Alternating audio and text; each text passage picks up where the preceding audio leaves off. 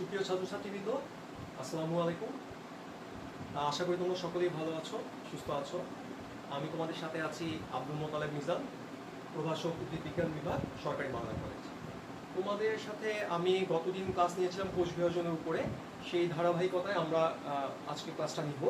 যেমন আমরা কোষ বিভাজনে যেটা পড়ছিলাম যে মিওসিস 1। দেখো তোমরা দেখতে পাচ্ছ না, আমরা মিওসিস 1 পড়ছিলাম এবং মিওসিস 1 এর প্রোফেজ 1।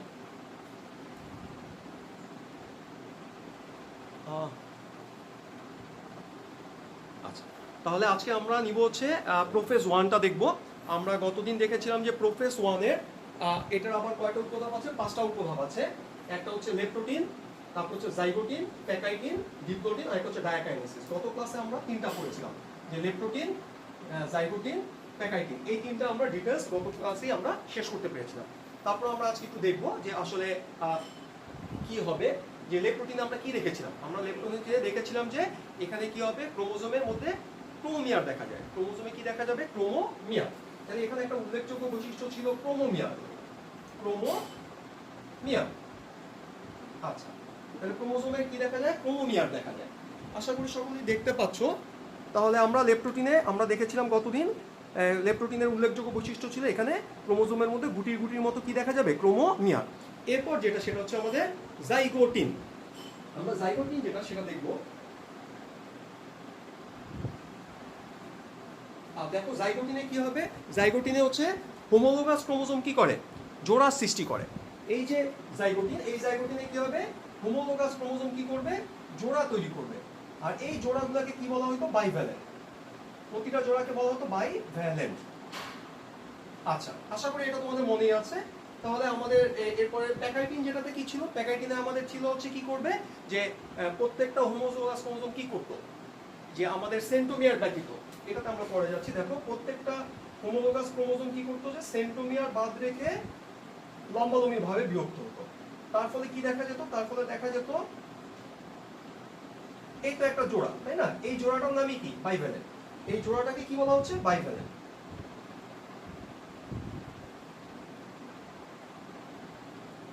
এই জোড়াটা ছিল বাইভ্যালেন্ট। আর এই বাইভ্যালেন্টে কি করবে? হোমোলোগাস ক্রোমোজোম কি করেছে? একটা জোড়া সৃষ্টি করেছে। জোড়াটাকে বলা হয়েছে কি? বাইভ্যালেন্ট। তারপরে এই প্যাকাইটিনে গিয়ে কি করে? এই প্রত্যেকটা ক্রোমোজোম কি করেছে? সেন্ট্রোমিয়ার ব্যতীত, এই যে সেন্ট্রোমিয়ার, এটা ব্যতীত লম্বালম্বি ভাবে কি হয়েছে? বিভক্ত হয়েছে। ফলে কি হয়েছে দেখো, আমরা দেখেছিলাম কি যে 4টা ক্রোমাটিড তৈরি হয়। এই 1টা 2টা 3টা 4টা। তাহলে কয়টা ক্রোমাটিড দেখা যায়? 4টা ক্রোমাটিড দেখা যায়, যেটাকে আমরা বলেছিলাম টেট্রাড। আশা করি মনে আছে। তাহলে আমরা প্যাকাইটিনে কি দেখেছিলাম? যে সেন্ট্রোমিয়ার ব্যতীত প্রত্যেকটা ক্রোমোজোম লম্বালম্বিভাবে বিভক্ত হচ্ছে, যার ফলে কি দেখা যায়? প্রত্যেকটা বাইভ্যালেন্টের 2টা সেন্ট্রোমিয়ার আর 4টা কি দেখা যায়? ক্রোমাটিড দেখা যায়। এই যে 4টা ক্রোমাটিড দেখা যাচ্ছে, এই 4টা ক্রোমাটিড দেখার ফলে এটাকে কি বলতেছে? টেট্রাড বলা হচ্ছে। তাহলে দেখো এটাকে আমরা বলছি টেট্রাড। 1 2 3 4, এই একটা ক্রোমাটিড, 2টা 3টা 4টা, এই 4টা ক্রোমাটিডকে বলা হয় টেট্রাড বলা হয়, যেটা আমরা প্যাকাইটিনে লিখেছিলাম। কারণ প্যাকাইটিনটা বেশ গুরুত্বপূর্ণ একটা ধাপ হচ্ছে প্যাকাইটিন। আচ্ছা, তাহলে এই 4টা ক্রোমাটিডকে বলা হচ্ছে টেট্রাড। এবং একই ক্রোমোজোমের ক্রোমাটিড, এটা হচ্ছে সিস্টার ক্রোমাটিড, এগুলোকে বলা হয় সিস্টার। এগুলো হচ্ছে সিস্টার ক্রোমাটিড। এই যে একই ক্রোমোজোমের ক্রোমাটিড, এটা হচ্ছে সিস্টার ক্রোমাটিড। আর দেখো ভিন্ন ক্রোমোজোমের ক্রোমাটিড, এই যে একটা ব্ল্যাক আর এই হোয়াইট, এই দুইটা হবে কি? এই দুইটা হবে নন সিস্টার ক্রোমাটিড। এই দুইটাকে বলা হয় নন সিস্টার ক্রোমাটিড। আচ্ছা, তাহলে আমরা টেট্রার অবস্থা দেখেছিলাম। একই ক্রোমোজোমের ক্রোমাটিড হচ্ছে সিস্টার ক্রোমাটিড, তারপর হচ্ছে দুটা ভিন্ন ক্রোমোজোমের ক্রোমাটিড হচ্ছে নন সিস্টার ক্রোমাটিড। আর এইভাবে কি হয়? দুটা নন সিস্টার ক্রোমাটিড কি হয়? একটা একই জায়গায় ভেঙে ভেঙে কি করে? একে অপরটার সাথে জোড়া লাগে। ধরো এই জায়গাটা কি করলো? জোড়া লাগবে। একই স্থান বরাবর ভাঙে ভেঙে একে অপরটার সাথে জোড়া লাগে। এই জোড়া স্থানটাকে কি বলা হয়? কায়েজমা। এটাকে বলা হয় কায়েজমা। আচ্ছা, তাহলে এই কায়েজমা দশা প্রাপ্ত হয় কোথায়? এসব প্যাকাইটিন ধাপে কায়েজমা দশাটা কি হবে? প্রাপ্ত হবে। আচ্ছা, তারপর পরস্পরে কি হয়? অংশের বিনিময় হয়, সেটাকে বলা হয় ক্রসিং ওভার বলা হয়। তাহলে এই গুরুত্বপূর্ণ অংশগুলো আমরা কোথায় দেখতে পাই? প্যাকাইটিনে দেখতে পাই। তাহলে প্যাকাইটিনটা আমরা একটু আরেকবার দেখি যে প্যাকাইটিনে কি ছিল, যে প্রত্যেকটা ক্রোমোজোম কি করে? সেন্ট্রোমিয়ার ব্যতীত, দেখো সেন্ট্রোমিয়ার ব্যতীত লম্বালম্বি ভাগ হলো। ফলে কি হলো? প্রত্যেকটা বাইভ্যালেন্টের মধ্যে 2টা সেন্ট্রোমিয়ার, সেন্ট্রোমিয়ার 2টা, আর ক্রোমাটিড কয়টা? 4টা। আর ক্রোমাটিডের এই অবস্থাকে বলা হয় টেট্রাড। একই ক্রোমোজোমের ক্রোমাটিড, সিস্টার ক্রোমাটিড, 2টা ভিন্ন ক্রোমোজোমের ক্রোমাটিড যেটা, সেটা হচ্ছে নন সিস্টার ক্রোমাটিড। আচ্ছা, এখন কি হবে, এই দুইটা নন সিস্টার ক্রোমাটিড, যেটা দেখো একটা ব্ল্যাক দিয়ে বুঝিয়েছি আর একটা হোয়াইট, এই নন সিস্টার ক্রোমাটিড একই স্থান বরাবর ভেঙে একটা একটার সাথে কি করলো, ধরো জোড়া লেগে গেল। এই যে জোড়া লাগার জায়গাটা, এইটা কি বলা হয়, কাজমা। তারপর কি হবে, তাদের মধ্যে আসলে কি হয়, অংশের বিনিময় যেটাকে বলা হয়, সেটাকে কি বলা হয়, ক্রসিং ওভার বলা হয়। তাহলে আমরা এই অংশগুলো আমরা কোথায় পাবো, প্যাকাইটিনে। তাহলে প্যাকাইটিনের উল্লেখযোগ্য অংশ কি, টেট্রার অবস্থা প্রাপ্ত হওয়া, তারপর কি হয়, কাজমা সৃষ্টি হয়। এগুলো আমরা কোথায় দেখবো, এগুলো দেখবো প্যাকাইটিনে। আচ্ছা, তাহলে এখানে আমরা কি দেখলাম, প্যাকাইটিনে তাহলে কি হলো, প্যাকাইটিনে হচ্ছে টেট্রার দশা, টেট্রার অবস্থা প্রাপ্ত হয়। তারপর হচ্ছে কি কাজমা দেখা যায়, কাজমা দেখা যায়। ঠিক আছে, তাহলে এই গুরুত্বপূর্ণ গুলো কোথায়, প্যাকাইটিনে হবে। এবার আমরা যাবো কোথায়, প্যাকাইটিনের পরে ডিপ্লোটিন। তাহলে দেখো এই যে ডিপ্লোটিন, এখানে একটা ছবি আঁকা আছে ডিপ্লোটিনের ছবিটা, আশা করি ছবিটা দেখতে পাচ্ছ তোমরা। আচ্ছা দেখো, এবার আমরা ডিপ্লোটিনের যে ছবিটা আমরা সেটাতে যাচ্ছি। তাহলে লেপ্টোটিন উপধাপটা গেল, লেপ্টোটিনের পর জাইগোটিন, প্যাকাইটিন, এবার হচ্ছে ডিপ্লোটিন। দেখো ডিপ্লোটিন একটু দেখো,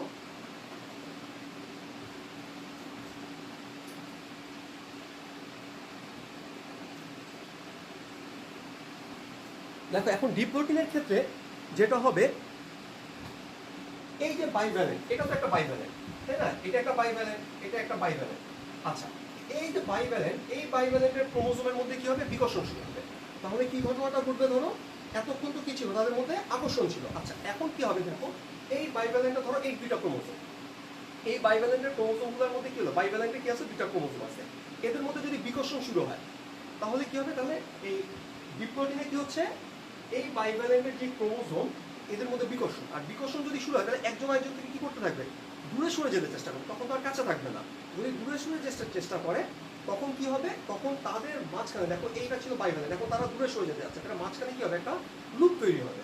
তাহলে এখানে ফার্স্ট কাজটা হবে, এই বাইভ্যালেন্টের যে ক্রোমোজোমগুলো, এই বাইভ্যালেন্টের ক্রোমোজোমের মধ্যে বিকর্ষণ শুরু। তাহলে এতক্ষণ পর্যন্ত আকর্ষণ ছিল, কিন্তু এই ডিপ্লোটিনে এসে কি হবে, বাইভ্যালেন্টের ক্রোমোজোমে বিকর্ষণ শুরু। বিকর্ষণের ফলে কি হচ্ছে, দেখো তারা পরস্পর থেকে কি করবে, দূরে সরে যেতে চাবে। আর দূরে সরে যেতে চাইলেও এটা কোথায় গিয়ে বাধাপ্রাপ্ত হবে, তারা বাধাপ্রাপ্ত হবে কাজমাস্তানে, কারণ কাজমাতা কি হয়েছে, জোড়া লেগে আছে। তাহলে ওই জায়গাটায় গিয়ে কি হবে, তারা বাধাপ্রাপ্ত হবে। আচ্ছা, এবং যখন বিকর্ষণ বাড়তে থাকবে, দেখো মাঝখানের অংশটা কিন্তু বড় হতে থাকে, তাহলে যতক্ষণ বিকর্ষণ বাড়তে থাকবে মাঝখানে কি হবে, একটা লুপের সৃষ্টি হবে, একটা ফাঁকা জায়গা তৈরি হয়ে যাবে, এটাকে কি বলা হচ্ছে, লুপ। তাহলে ডিপ্লোটিনের ক্ষেত্রে কি হবে, প্রথমেই ক্রোমোজোমটার মধ্যে কোন ক্রোমোজোম, বাইভ্যালেন্টের ক্রোমোজোম, এই বাইভ্যালেন্টের ক্রোমোজোমের মধ্যে কি হবে, বিকর্ষণ শুরু। আর বিকর্ষণ শুরু হওয়ার ফলে তারা পরস্পর থেকে কি করবে, দূরে সরে যেতে চাবে, এবং তারা বাধাপ্রাপ্ত হবে কোথায়, এই যে কাজময়, যে জায়গাটায় যে সংযোগস্থল, সেই কাজময় বাধাপ্রাপ্ত হবে। এরপর বিকর্ষণ যত বাড়তে থাকবে মাঝখানে কি হবে, একটা লুপ তৈরি হবে। তাহলে এটা হচ্ছে সেই লুপটা। তাহলে এখানে কি হচ্ছে, লুপ তৈরি হলো, দেখো এই যে ফাঁকা অংশ, এটাই হচ্ছে লুপ, এটাই হচ্ছে লুপ। তাহলে কি তৈরি হয়ে গেল, লুপ তৈরি হলো। আচ্ছা, এখন ধরো বিকর্ষণ আরো বাড়ছে, তো বাড়তে থাকলে কি হবে, যে এক সময় তারা কি করতে থাকবে, এই যে এত বিকর্ষণ বাড়ছে যে আমাদের এই যে কাজমা যেটা, এটা আস্তে আস্তে আস্তে আস্তে কি করতে থাকবে, প্রান্তের দিকে এভাবে কি করতে থাকবে, সরে যেতে থাকবে। তাহলে এই যে কাজমা, এই কাজমাটার প্রান্তের দিকে সরে যাওয়াকে বলা হয় প্রান্তীয়করণ। এটাকে বলা হয় প্রান্তীয়করণ। ভেরি ভেরি ইম্পর্টেন্ট একটা টার্মস। তোমাকে যদি প্রশ্নে বলে যে প্রান্তীয়করণ দেখা যায় কোন ধাপে, তাহলে এটা কোন ধাপে দেখা যাবে, এটা দেখা যাবে ডিপ্লোটিনে। তাহলে দেখো আমরা কি কি বললাম, আমরা বললাম যে আমাদের এই ডিপ্লোটিনের ক্ষেত্রে বাইভ্যালেন্টের ক্রোমোজোমের মধ্যে বিকর্ষণ শুরু, আর বিকর্ষণ শুরু মানে তারা পরস্পর থেকে দূরে যেতে চেষ্টা করবে, কিন্তু কোথায় গিয়ে বাধা পাবে, কাজমাস্তানে। আচ্ছা, বিকর্ষণ যখন বাড়তে থাকবে তখন এই মাঝখানটাতে কি হবে, একটা লুপ তৈরি হবে। তাহলে লুপ তৈরি হবে কোথায়, এই ডিপ্লোটিনে কি হয়, লুপ তৈরি হয়। এরপর আরো যখন বিকর্ষণ বাড়তে থাকে তখন কাজমাটা ধীরে ধীরে কি করতে থাকে, এই যে প্রান্তের দিকে সরে যেতে চেষ্টা করে, মানে সরে যেতে থাকে। এই কাজমাটার প্রান্তের দিকে সরে যাওয়ার প্রক্রিয়াটাকে বলা হয় প্রান্তীয়করণ। তাহলে এই হলো আমাদের, দেখো ডিপ্লোটিনের প্রান্তীয়করণ। আচ্ছা তাহলে প্রান্তীয়করণ গেল কোন স্টেপে, ডিপ্লোটিনে। এরপরেরটা দেখো ডায়াকাইনেসিস।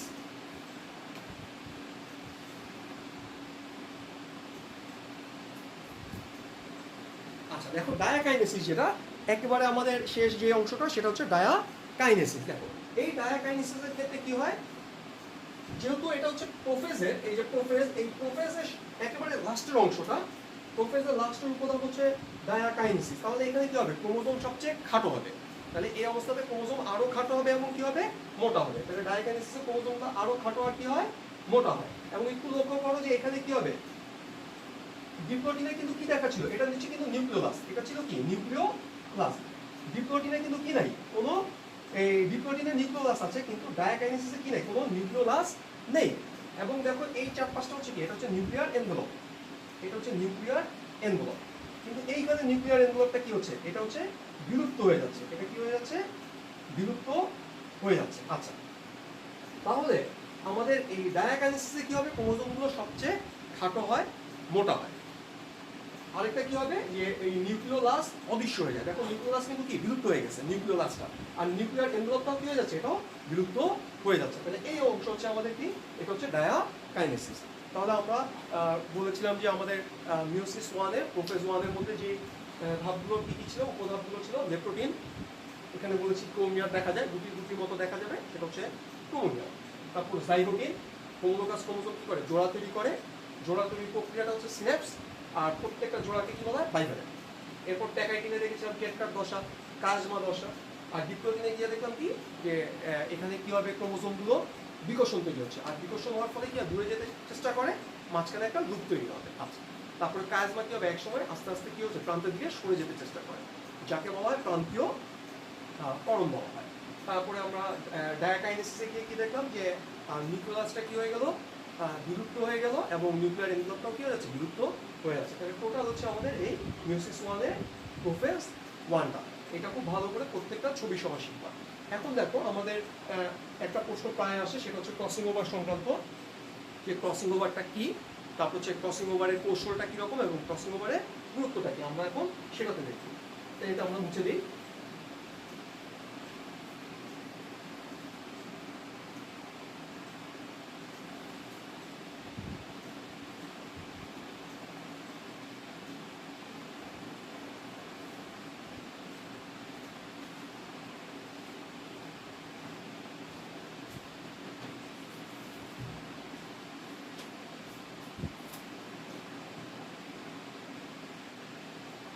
দেখো আমরা আরেকটা গুরুত্বপূর্ণ অংশ দেখব, সেটা হচ্ছে ক্রসিং ওভার।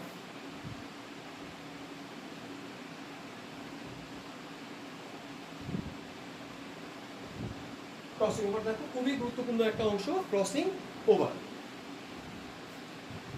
আশা করি দেখতে পাচ্ছ।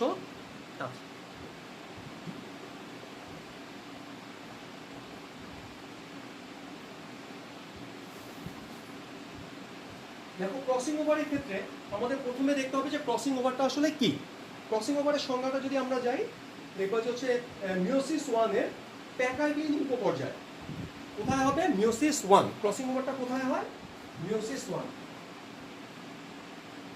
Meiosis one. এবং সেটা কোথায় হবে, প্যাকাইডিন, প্যাকাইডিন উপপর্যায়।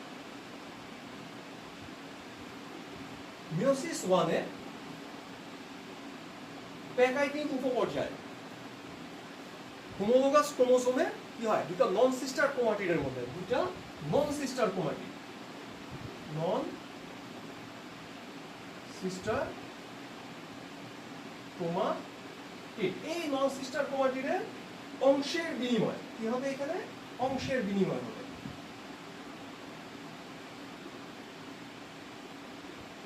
এই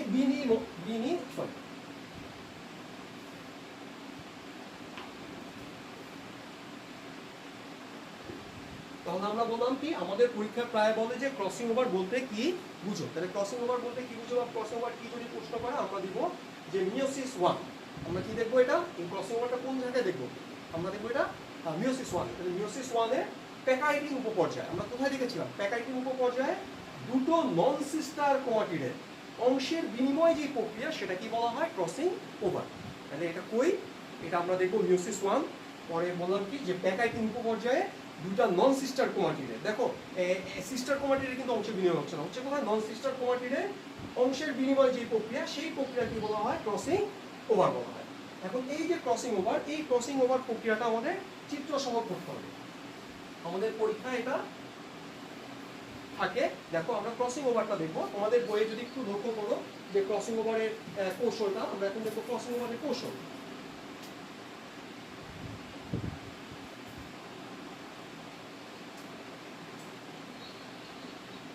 আমরা দেখব ক্রসিং ওভারের কৌশল। ক্রসিং ওভারের কৌশলটা কি, আসলে কিভাবে ক্রসিং ওভার হয়। দেখো প্রথমে আমি একটু ছবি আঁকি।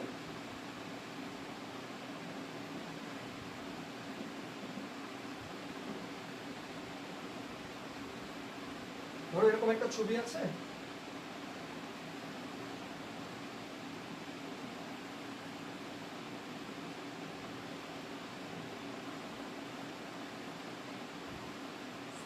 আচ্ছা তাহলে দেখো দুটো ক্রোমোজোম দেখা যাচ্ছে, আশা করি দেখতে পাচ্ছ।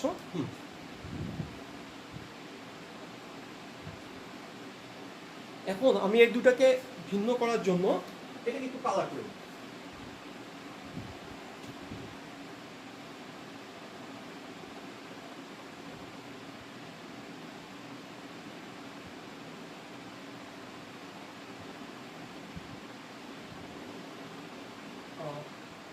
সবুজ কালিটা বোঝা যাচ্ছে আশা করি, হ্যাঁ বোঝা যাচ্ছে। তাহলে দেখো আমরা দুটা কি করলাম, দুটা ক্রোমোজোম আঁকলাম, হ্যাঁ, এবং এটা হচ্ছে কি দুটা নন সিস্টার ক্রোমাটিড। তুমি বুঝতেই পারছো যে এটা একটা কালার, এটা একটা কালার, এটা হচ্ছে কি নন সিস্টার ক্রোমাটিড। আচ্ছা এরকম যদি একটা ছবি থাকে এবং এটা ধরো ক্রোমোজোম হচ্ছে এই দুই ক্রোমোজোমে, এটা এ লিখলাম, বি এটা সি, এখানে লিখলাম বি, এখানে হচ্ছে ই, আর এটা হচ্ছে কি এফ। আচ্ছা আর এটা দিলাম A prime, B prime, C prime, এদিকে ধরো ডি প্রাইম, ই প্রাইম, আর এদিকে হচ্ছে এফ প্রাইম। আচ্ছা এরপরে কি ঘটনাটা ঘটবে, দেখো তোমাকে ধরো বইয়ের ভিতরে একটা ছবি দিয়ে দিল যে এই যে এটা একটা, এটা বুঝতেই পারতেছি যে এটা আমাদের কি, এটা একটা নন সিস্টার ক্রোমাটিড, দুটো নন সিস্টার, এটা একটা নন সিস্টার ক্রোমাটিড, ওই পাশে একটা নন সিস্টার ক্রোমাটিড, এই দুটো নন সিস্টার ক্রোমাটিড আছে। আর এখানে যে A prime, B prime, C prime, আমরা জানি ক্রোমোজোমে কি থাকে, ক্রোমোজোমে তারা জিন থাকে, আর জিনগুলো কি করে, ক্যারেক্টার বহন করে। তাহলে এই যে এ প্রাইম, তারপর হচ্ছে বি প্রাইম, সি প্রাইম, এগুলো দিয়ে বোঝাচ্ছি এগুলো জিন রয়েছে। তাহলে এই ক্রোমোজোমে এ প্রাইম, বি প্রাইম দিয়ে কি বোঝাচ্ছি, তাহলে A prime, B prime, C prime এগুলো সবই জিন। এই ক্রোমোজোমের মধ্যে এখানে একটা এ প্রাইম জিন আছে, এখানে বি প্রাইম আছে, এখানে সি প্রাইম আছে। আর এই যে ক্রোমোজোম, এটার মধ্যে কি আছে, এ আছে, এটার মধ্যে আছে এ বি সি। জাস্ট কিছুই না, দেখো একটা জিনগুলোকে আমি বুঝাচ্ছি এ বি সি দিয়ে, আরেকটা বুঝাচ্ছি just A prime, B prime, C prime দিয়ে। তাহলে এই জিনগুলো এখানে রইল। আচ্ছা এরপরে দেখো কি হবে।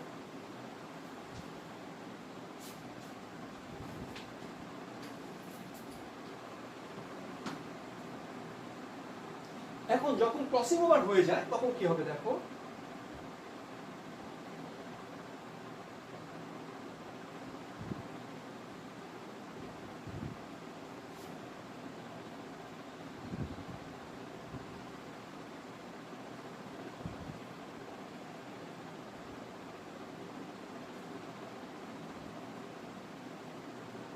তাহলে এই কন্ডিশনটা হয়ে যাবে। আচ্ছা আমি এটাকে ব্ল্যাক করে দিলাম আর কি।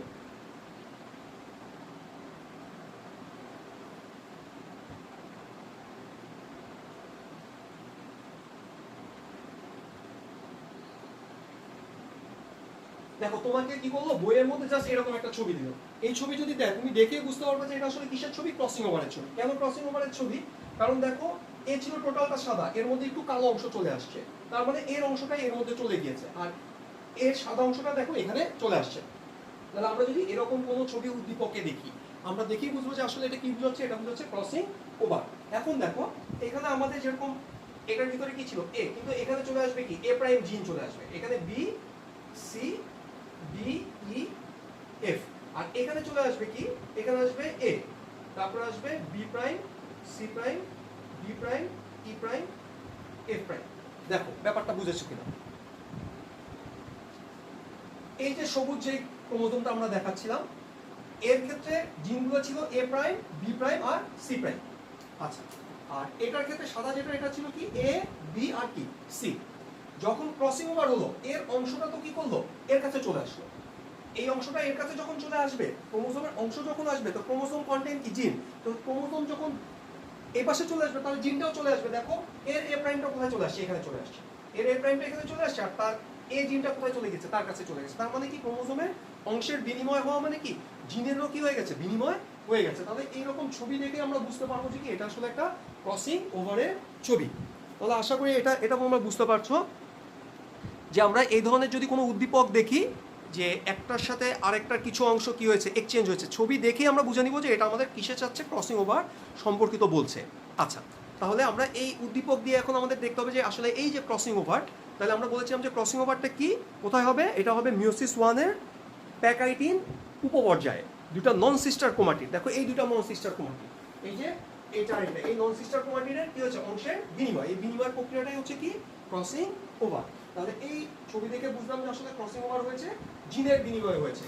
এই এ প্রাইমটা এর কাছে চলে আসছে, এই অংশে চলে আসছে, আর এটা চলে আসছে কি, তার কাছে চলে আসছে।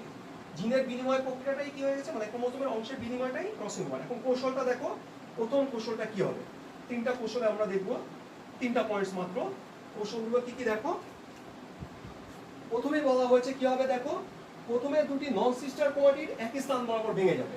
তাহলে প্রথমেই কি হবে, এই ক্রসিং ওভারে এই যে দুইটা নন সিস্টার ক্রোমাটিড, এই নন সিস্টার ক্রোমাটিড কি করবে, একই স্থান বরাবর ভাঙবে, তারা এই জায়গাটা যে কি করবে, ভেঙে যাবে। তাহলে প্রথম স্টেপটাই হচ্ছে দুইটা নন সিস্টার, যদি এই দুইটা যদি নন সিস্টার ক্রোমাটিড হয়, তারা ধরো একই জায়গা বরাবর কি করবে, ভেঙে যাবে। দুইটা নন সিস্টার ক্রোমাটিড কি করলো, একই স্থান বরাবর ভাঙলো।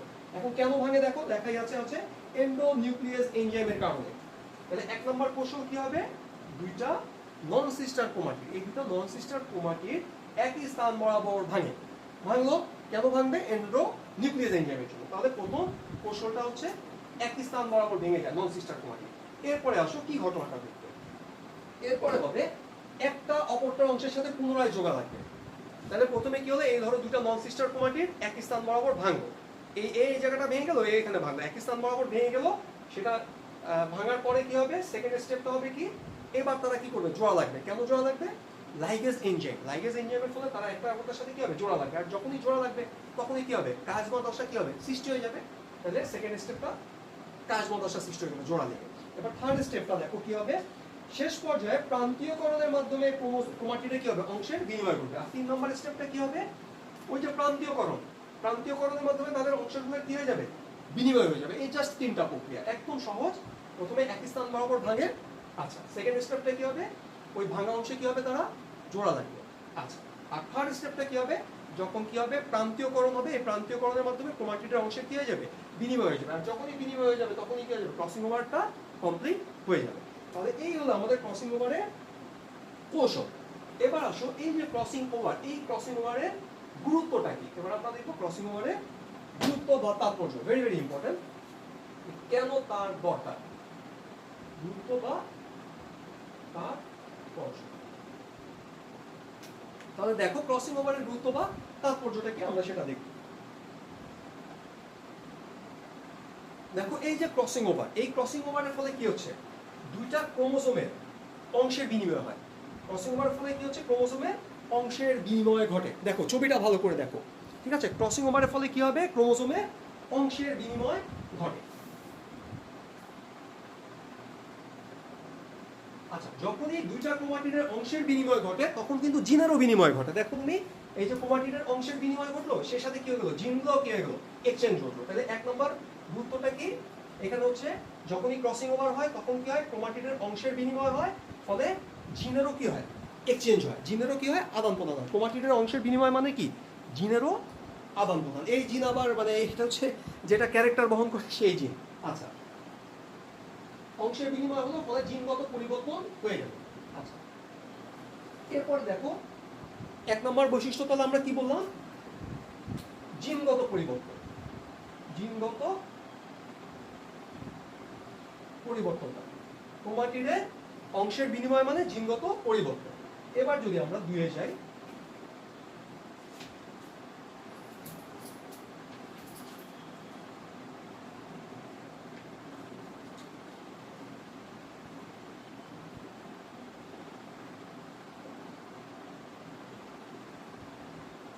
তাহলে গুরুত্বটা কি, ক্রোমাটিডের অংশের বিনিময়, অংশের বিনিময় মানে জিনগত পরিবর্তন হয়েছে। আর যখনই, আর আমরা তো বলেছি জিনগুলো কি করে, ক্যারেক্টার বহন করে। যদি জিনগুলো কি হয়, চেঞ্জ হয়, এক্সচেঞ্জ হয়, তখন কি হবে, বৈশিষ্ট্যটা কি হবে, পরিবর্তন হবে। তাহলে ক্রসিং ওভারের ফলে জিনগত পরিবর্তন, জিনের পরিবর্তন মানে কি হয়, ক্যারেক্টারেরও কি আসে, পরিবর্তন আসে। ক্যারেক্টারেরও কি আসে, একটা সংমিশ্রণ ঘটে, একটা নতুন একটা বৈশিষ্ট্যের তৈরি হয়। তাহলে জিনগত পরিবর্তন হলো, ফলে কি হচ্ছে, বৈশিষ্ট্যেরও কি হচ্ছে, পরিবর্তন হচ্ছে, আচ্ছা। তারপরে কি আসবে, আর বৈশিষ্ট্য যখন পরিবর্তন হবে তখন কি আসবে, বৈচিত্র্যতা তৈরি হবে, বৈচিত্র্যতা দেখা যাবে। দেখো যখন কি হলো, ধরো এইখান থেকে একটা জিন এটার মধ্যে আসলো, আর এর জিন কি হলো এর মধ্যে গেল, তাহলে এই অংশটার মধ্যে নতুন কিছু বৈশিষ্ট্য গিয়েছে, আর এর মধ্যে কি আসছে, নতুন কিছু বৈশিষ্ট্য আসছে। যখন নতুন বৈশিষ্ট্য আসবে তখন কি হবে, বৈচিত্র্যতা তৈরি হবে, একজন থেকে আরেকজনে কি হবে, পার্থক্য তৈরি হবে, নতুন নতুন বৈচিত্র্যতা তৈরি হবে। তাহলে এই জিনগত পরিবর্তন সাধিত হয় কিসের বলে, ক্রসিং ওভারের ফলে। বৈশিষ্ট্যের পরিবর্তন হচ্ছে ক্রসিং ওভারের ফলে। আর বৈশিষ্ট্য যখন পরিবর্তন হয় তখন জীবজগতে কি দেখা যায়, বৈচিত্র্যতাও কি হয়, দেখা যায়। আচ্ছা, এর ফলশ্রুতিতে কি হতে পারে, বিভিন্ন প্রকরণও তৈরি হতে পারে। বিভিন্ন কি তৈরি হতে পারে, প্রকরণ বা ভ্যারাইটি হতে পারে। যেমন তোমরা যদি যাও, প্রকরণ যদি বলি, যেমন মুদি দোকানে গেলে তুমি কিন্তু সবাই কি দেখবা, চাল দেখবা, সবই কি অরাইজা সাইডিবা, কিন্তু এক একটা কিন্তু কি এক এক রকম। তাহলে এই যে প্রকরণ তৈরি হচ্ছে, ভ্যারাইটি তৈরি হয়, তাহলে এগুলো কিসের জন্য হতে পারে, এই ক্রসিং ওভারের ফলে হতে পারে। আবার এই ক্রসিং ওভারটাকে আমরা কি করতে পারি, গবেষণাতেও কি করতে পারি, যখন ক্রোমোজোমের ম্যাপ তৈরি করা হয়, ঠিক আছে, ক্রোমোজোমের ম্যাপিং, ক্রোমোজোম ম্যাপিং, এই ক্রোমোজোম ম্যাপিং করার ক্ষেত্রে আমরা কি করতে পারি, এই ক্রসিং ওভারের কি আছে, গুরুত্ব রয়েছে। তাহলে দেখো আমরা কি কি গুরুত্ব বললাম, যে প্রথমে ক্রসিং ওভারের ফলে যেহেতু ক্রোমাটিডের বিনিময় হয় সেই জন্য জিনগত পরিবর্তন হয়। আর জিনগত পরিবর্তন মানে যেহেতু জিনের মধ্যে বৈশিষ্ট্য থাকে, জিনগত পরিবর্তনের ফলে বৈশিষ্ট্যের পরিবর্তন হয়। আর বৈশিষ্ট্যের পরিবর্তন মানে বৈচিত্র্যতার কি হয়, জীবজগতে বৈচিত্র্যতা আসে, তার ফলে নতুন প্রকরণ তৈরি হতে পারে, এবং এটা আমরা কি করি, গবেষণা ব্যবহার করি। তো কিসের ক্ষেত্রে, ক্রোমোজোমিক ম্যাপিং এর ক্ষেত্রে। তাহলে এই হচ্ছে টোটাল আমাদের ক্রসিং ওভারের গুরুত্ব বা তাৎপর্য। তাহলে দেখো আমরা এখন যেটা বললাম যে ক্রসিং ওভারটা কি, ক্রসিং ওভারের কৌশলটা কি, এবং আমরা এখন দেখলাম ক্রসিং ওভারের গুরুত্বটা কি। এখন আমরা আরেকটা একটু অংশ দেখব, এই যে আমরা যে মিওসিস কোষ বিভাজনটা করলাম, এই মিওসিস কোষ বিভাজনের আসলে গুরুত্ব কি সেটা আমরা দেখব। এটা একটু মুছে দিই, হ্যাঁ।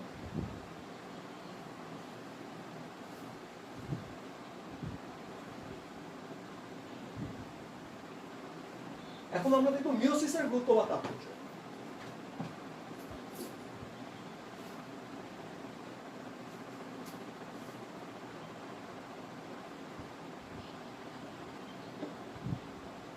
এখন আমরা কার গুরুত্ব বা তাৎপর্য দেখব, মিওসিস যে কোষ বিভাজনটা হয়, এই মিওসিস কোষ বিভাজন হওয়ার ফলে আসলে কি লাভ হয় আমরা সেটা দেখব। আসলে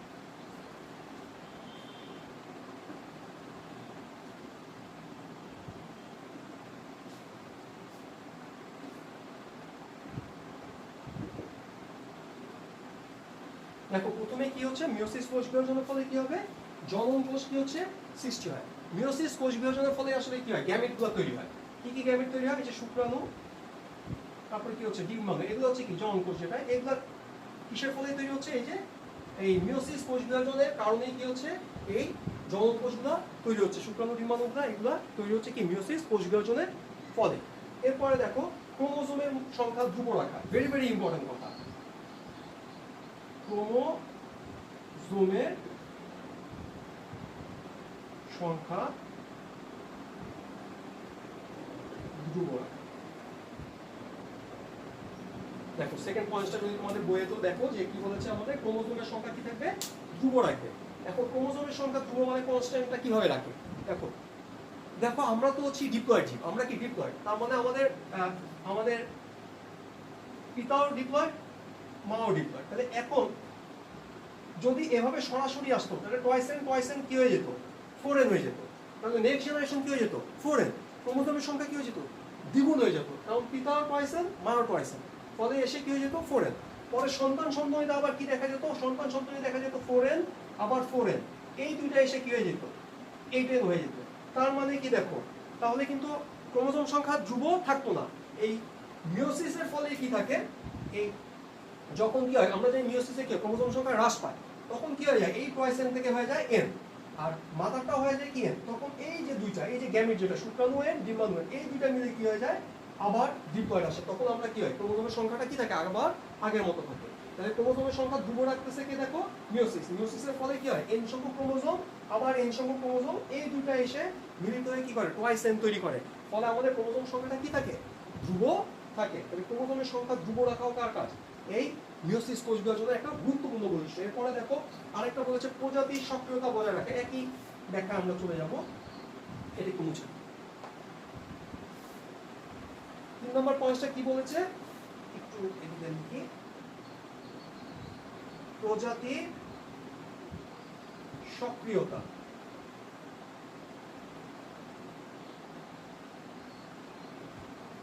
বজায় রাখা। দেখো এক ব্যাখ্যার মধ্যেই চলে গেছে, প্রজাতির সক্রিয়তা বজায় রাখা। সক্রিয়তা, আচ্ছা এটা দীর্ঘিকার হবে একটু।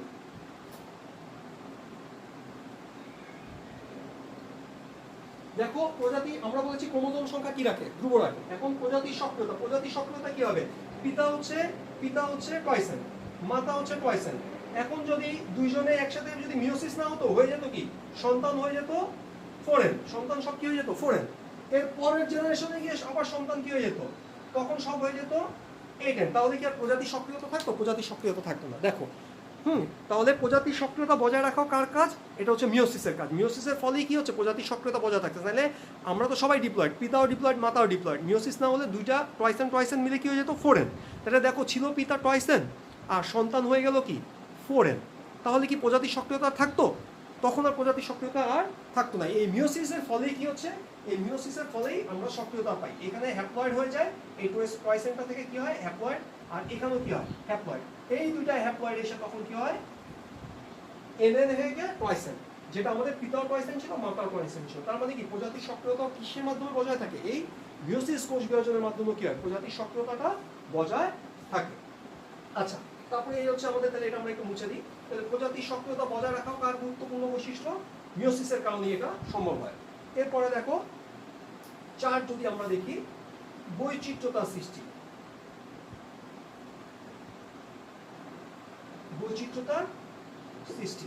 দেখো আমরা তো বলেছি যে একটু আগে ক্রসিং ওভারে বলেছি, যখন মিওসিস হয় তখন কি হয় ক্রোমোজোমের এই ক্রোমাটিড অংশের বিনিময় হয়। অংশের বিনিময় হওয়া মানে কি জিনেরও কি হয় আদান প্রদান হয়। আর জিনের যখন এক্সচেঞ্জ হয় তখন কি হয় নতুন নতুন বৈশিষ্ট্য হয়। বৈশিষ্ট্য বলে কি হবে নতুন নতুন বৈচিত্র্যতার সৃষ্টি হয়। তার মানে যদি মিওসিস না হতো তাহলে আমরা এত জীবজগতে বৈচিত্র্যতা দেখতে পেতাম না।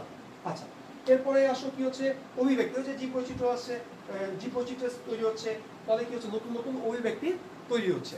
তাহলে এই হচ্ছে আমাদের কার গুরুত্ব, মিওসিসের গুরুত্বগুলো, যে জনন কোষ তৈরি হয় মিওসিসের মাধ্যমে, ক্রোমোজোমের সংখ্যাটা ধ্রুব থাকছে, তারপর হচ্ছে প্রজাতির যে সক্রিয়তা সেটা বজায় থাকছে, তারপর হচ্ছে সৃষ্টিগুলো বা জীব জগতে কি তৈরি হচ্ছে বৈচিত্র্যতা তৈরি হচ্ছে, নতুন নতুন বৈচিত্র্য আসছে, নতুন নতুন ভ্যারাইটি আসছে, এগুলো সবই আমাদের মিওসিসের ফলই হচ্ছে। তাহলে এই হচ্ছে আমাদের টোটাল মিওসিসের গুরুত্ব বা তাৎপর্য। এখন দেখো আমরা যেটা আজকে তাহলে কি কি দেখলাম, আমরা আজকে দেখলাম প্রথমে প্রোফেস 1 এর ধাপগুলো আরেকবার দেখলাম। যে প্রোফেস 1 এর ধাপের মধ্যে আমাদের প্রোফেস 1 এ আমরা প্রত্যেকটা ধাপগুলো পড়েছি, প্রত্যেকটা উপধাপগুলো ভালো করে ছবি সহ পড়ে। কি ছিল লেপটোটিন, জাইগোটিন, প্যাকাইটিন, ডিপ্লোটিন আর ডায়াকাইনেসিস। আচ্ছা এগুলো আমরা দেখেছি প্রত্যেকটার বৈশিষ্ট্য ছবি সহ। এরপরে আমরা কি দেখলাম, যে এই যে মিওসিস, এই মিওসিসের ক্রসিং ওভারটা আমরা ডিটেলস দেখলাম, যে ক্রসিং ওভারটা কি, ক্রসিং ওভারের কৌশলটা কি এবং এই ক্রসিং ওভারের তাৎপর্যটা কি। তারপর আমরা সবার শেষে এখন আমরা আবার দেখলাম কি, যে এই যে টোটাল যে মিওসিস প্রক্রিয়া, আসলে মিওসিস প্রক্রিয়ার গুরুত্বটা কি এটা আমরা টোটাল দেখলাম। তাহলে এর আগের দিন তো আমরা কি করেছিলাম, মাইটোসিস শেষ করেছি, আজকে আমরা মিওসিস দেখলাম। তাহলে তোমরা এগুলো ভালো মতো পড়ো, প্রত্যেকটা ছবি আঁকবে। তো তোমরা সবাই ভালো থাকো, ইনশাআল্লাহ তোমাদের সাথে আবার দেখা হবে। ওকে, আল্লাহ হাফেজ।